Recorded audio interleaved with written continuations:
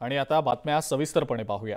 विजय शिवतारे यांनी पवार कुटुंबियांच्या विरोधात एल्गारच पुकारल्याचं पाहायला मिळतंय। बारामती लोकसभा मतदारसंघात अजित पवार यांनी अत्यंत प्रतिष्ठेचा मुद्दा केलेला असतानाच आता शिवसेना शिंदे गटाचे माजी आमदार विजय शिवतारे यांनी बारामती लोकसभा निवडणूक लढवणारच असा निर्धार जाहीर केलाय। एवढंच नाही तर या बारामतीसाठी अपक्ष म्हणून लोकसभेच्या रिंगणात उतरणार असल्याचंही शिवतारे यांनी जाहीर केलंय।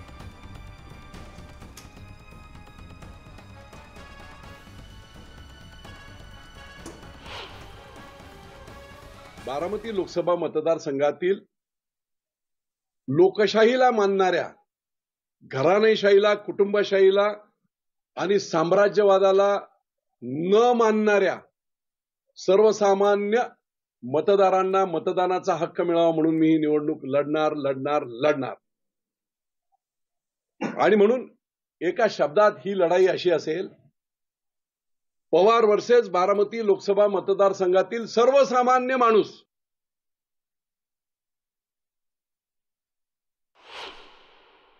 माझ्या गाडीपर्यंत, माझ्या गाडीचा नंबर मग ती कोणाची आहे, कुठच्या कंपनीचे, इथपर्यंत खालच्या थराला अजित पवार आले। आणि तू कसा पुढे निवडून येतो तेच मी आता बघतो।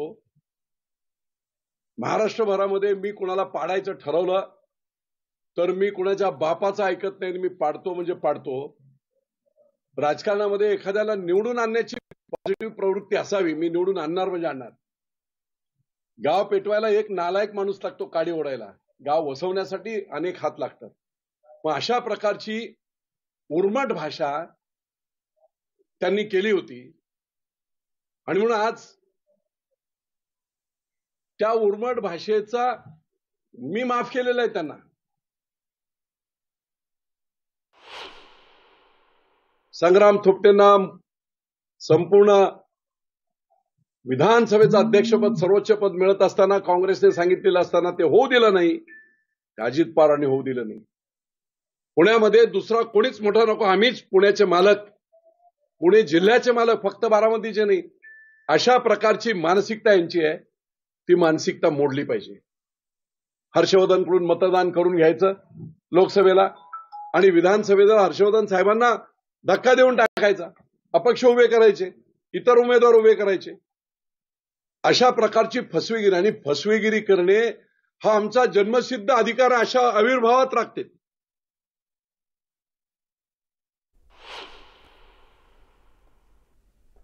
उद्धव ठाकरे यांनी मुंबई उत्तर पश्चिम लोकसभा मतदारसंघातनं अमोल कीर्तीकर यांना उमेदवारी जाहीर केल्यानं संजय निरुपम नाराज झाले। याबाबत त्यांनी जाहीर नाराजी देखील व्यक्त केलेली होती।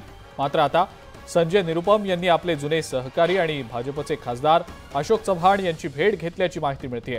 या भेटीमुळे आता राजकीय वर्तुळात अनेक चर्चांना उधाण आलेलं आहे। संजय निरुपम यांनी मंगळवारी रात्री अशोक चव्हाण यांची त्यांच्या निवासस्थानी भेट घेतली आहे। चर्चेचा तपशील अद्याप गुलदस्त्यात असला तरी संजय निरुपम यांनी वेगळा निर्णय घेतल्यास महाविकास आघाडीला याचा फटका बसू शकतो।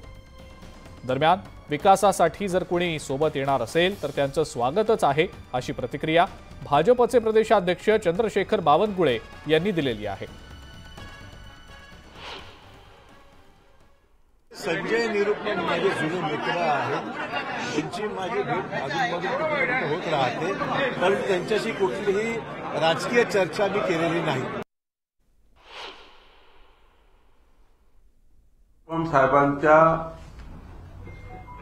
प्रतिष्ठेवर कुठलाही धक्का आणणार नाही।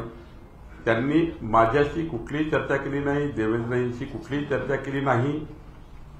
त्यांची प्रतिष्ठा आपण कुठल्याही पद्धतीने अशा पद्धतीने कमी करू शकत नाही।